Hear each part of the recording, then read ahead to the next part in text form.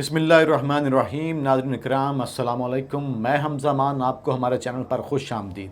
ناظرین کرام، اس وقت آڈیو لیک نے امپورٹڈ حکومت کی نیندیں حرام کی ہوئی ہیں اور ان آڈیو لیکس کے آفٹر شاکس آنا تو جاری ہیں، لیکن اس کے ساتھ ہی ساتھ اب ایک ایسی آڈیو کا چرچا ہے جو سابق وزیر اعظم عمران خان کے لیے آخری فتح ہوگی، کیونکہ اس کے بعد تمام تر چیزیں ختم ہو جاتی ہیں اور اس وقت جو خبریں گردش کر رہی ہیں جو امپورٹڈ سرکار کے لیے، مریم نواز صاحبہ کے لیے اور الیکشن کمیشن کے لیے بہت پریشان کن ہے، اور اس سارے کے سارے معاملے میں کچھ معاملات ہیں، کچھ خبریں جو آپ کے سامنے رکھنی ہیں۔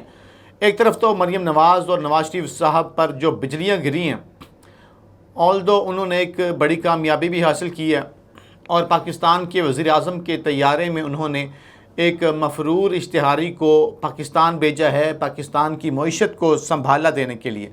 ایک طرف تو ڈالر نیچے آیا ہے، اس ڈار اکنامکس پہ تو ہم بات کریں گے، یہ ڈار اکنامکس ہے یا ڈارک اکنامکس ہے، لیکن اس سارے کے سارے معاملے میں کچھ معاملات ہیں جو انتہائی پریشان کن ہیں۔ سانس رکی ہوئی ہے اس وقت، کیس چلا ہے اسحاق ڈار صاحب کا، اس کیس کی سماعت کا مکمل حال احوال آپ کے سامنے رکھنا ہے۔ کچھ تفصیلات ہیں وہ بتاتے ہیں آپ کو۔ بلاول بھٹو زرداری جب سے شہباز شریف صاحب وزیر اعظم بنے، ان کے وزیر خارجہ ہیں بلاول بھٹو، انہوں نے اپنی 1.5 اینٹ کی مسجد بنائی ہوئی ہے۔ ایون وہ سعودیہ میں اپنے ڈیلیگیشن کے ساتھ عمرہ کر رہے تھے، یہ الگ جگہ پر جاتے ہیں، الگ طیارے میں جاتے ہیں، پاکستان کے ٹیکس کے پیسوں کے، غریبوں کے ٹیکس کے پیسوں پہ، ان کے آس پاس اپنے لوگ ہوتے ہیں۔ آلدو وزیر خارجہ تو وزیر اعظم کی ڈیلیگیشن میں ہوتا ہے، اسٹیٹ کے اندر اسٹیٹ تو ہے نہیں۔ بلاول بھٹو زرداری، میرا مطلب بلاول زرداری صاحب اپنے عہدے کا حلف اٹھانے کے بعد اس کے بعد بھی غائب رہے۔ پھر وہ جب شہباز شریف کے ساتھ لندن میں حاضری دینے گئے ہوئے تھے، تو واپس جب وہ آئیں گے تو شہباز شریف تو واپس آ رہے ہیں، لیکن لندن سے واپس آ رہے ہیں، لیکن بلاول صاحب جو ہے نا وہ غائب ہیں۔ وہ امریکہ میں جناب اپنے 1.5 اینٹ کی مسجد بنائے بیٹھے ہیں اور وہاں پہ اپنے اگلی کوئی میٹنگ شیٹنگ کر رہے ہیں۔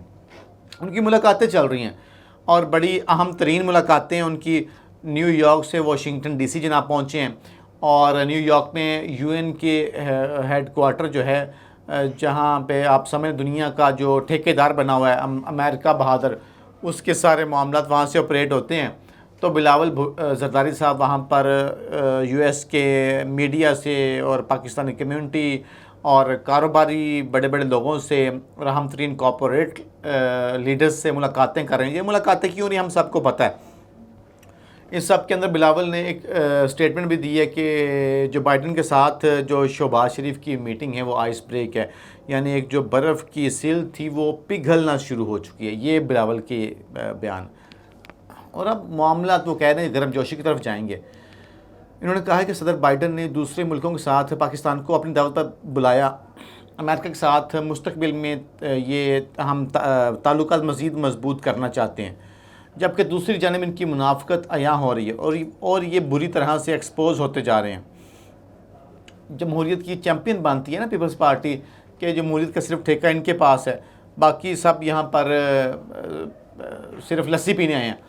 تو ہمارے دوست ہیں امریکہ میں، سما کے ینگ رپورٹر ہیں، انہوں نے ایک بہت بڑا قصور کر دیا، بیچارے نے کیا نہیں ہے لیکن پیپلز پارٹی کے مطابق بہت بڑا قصور کر دیا۔ اس نے بلاول سے ایک سوال پوچھ لیا، انہوں نے کہا بلاول صاحب گلوبل وارمنگ پہ آپ بات کر رہے ہیں، کلائمیٹ چینج پہ آپ بات کر رہے ہیں، سیلاب تو 8 سال سے آ رہے ہیں، آپ کا گورنمنٹ ہے تو انفراسٹرکچر پہ آپ نے کیا کیا؟